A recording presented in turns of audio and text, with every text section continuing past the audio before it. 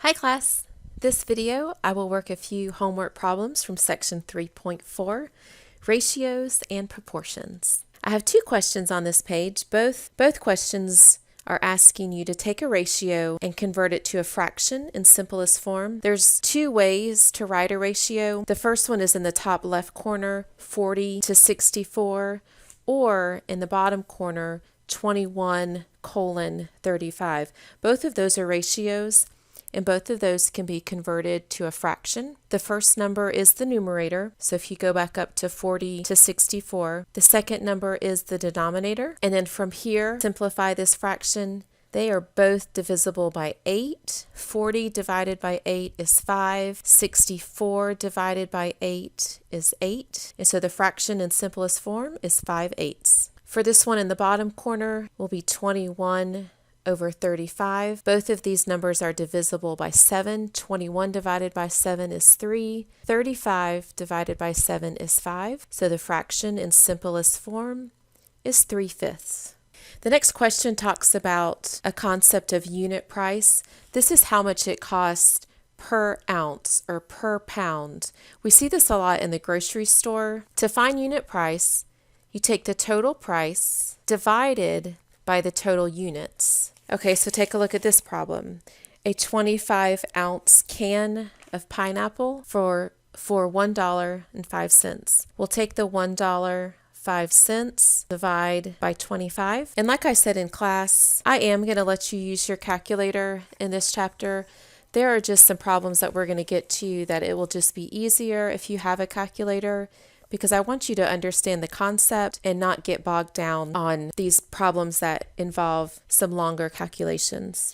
So on your calculator, this is 1.05 divided by 25, and that equals the decimal 0.042. And so we're talking right about 4 cents an ounce for the can of pineapples. The next question asks you to solve a proportion. A proportion is two fractions with an equal sign in between. We have the proportion 8/x equals 16/3. When you're working with a proportion, that's when I want you to cross multiply. We're taking the numerator of the first fraction, multiplying it by the denominator of the second fraction. 8 times 3 is 24. We'll do just the opposite. Multiply the numerator from the second fraction to the denominator of the first, which is 16x, and then put the equal sign back in between those two values and solve for x. We'll divide both sides by 16. So right now we have x equals 24/16. Anytime you're working with a fraction, go ahead and reduce it all the way to simplest form. The question here on WebAssign was not very specific whether it wanted you to answer this as a fraction or a decimal. So you know you have 3 chances for each question to type in the right answer. And the reason is in case you just got the problem wrong, or you typed in the wrong format, or you accidentally typed in the wrong number. Anything can happen, and so you have extra chances to make sure you type it in right. But let's go ahead and simplify this fraction. Both of them can be simplified with an 8. 24 divided by 8 is 3, and 16 divided by 8 is 2. Or you can try the decimal 1.5, but that's your final answer.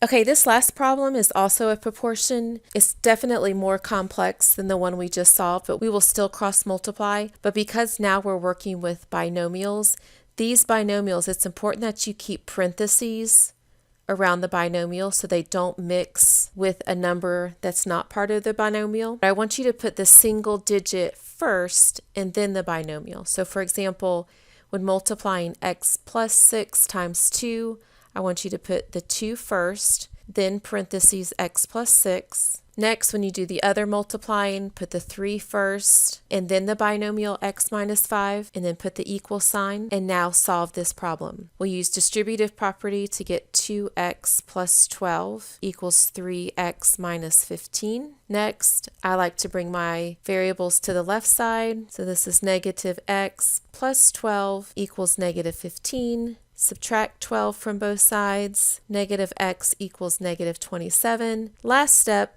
divide by -1, and x equals 27. Okay, that's all for this video. Please let me know if you have any questions on this homework assignment.